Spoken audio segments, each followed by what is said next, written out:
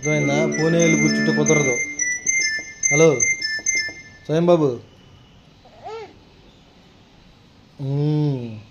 Nice nice. స్వయం బాబు, నువ్వు పూణే వెళ్ళి కూర్చుంటే కుదరదు, రావాలి ఇక్కడికి. ఓకే ఓకేనా? ఓకే కదా పూణే వెళ్తున్నావు అన్నట్టున్నావు. నేను కూడా వస్తా అక్కడికి. ఓకేనా స్వయం బాబు?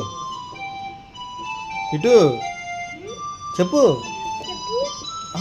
చెప్పు చెప్పు. అరే నీకు తెలుగు నేర్చిపిస్తే పంపిస్తాం. మరి చెప్పు చెప్పు 32కి వెళ్ళిపోతున్నాను అందులో ఏం చెప్తారు? 32 ఏంద్రా?